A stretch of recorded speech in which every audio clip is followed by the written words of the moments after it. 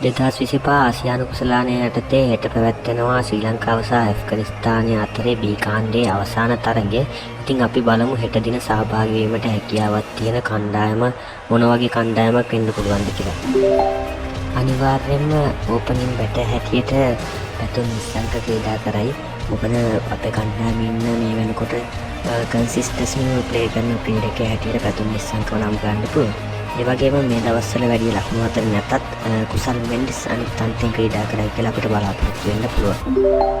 ඒ වගේම නම්බර 3ට අපි සොයාගත් අලුත් නවක තරුව කමිල් මිෂාර සමගින් මේ දවස්වල ලකුවට ලකුණු අතර නැති කුසල් පෙරේරා නම්බර 4 ස්ථානයේ ක්‍රීඩා කළා.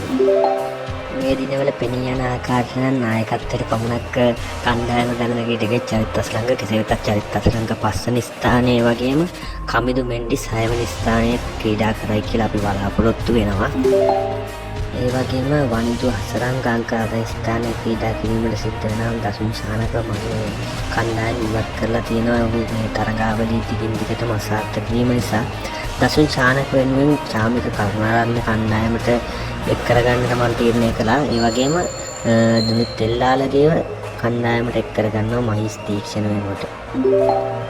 එතන යහට කතා දෙකක් නෑ. අපේ වේගපන්තු තුරුම්පු දෙක දුස්මන්ත චමීර ඒ වගේම නුවන් තුෂාර ක්‍රීඩා කරනවා. ඉතින් මේ කණ්ඩායම තමයි මම තීරණය කරලා තියෙන්නේ හෙට ක්‍රීඩා කරන්න හොඳයි කියලා. ඉතින් මේක මගේ කණ්ඩායම අඩුපාඩු වැරදි ඇති.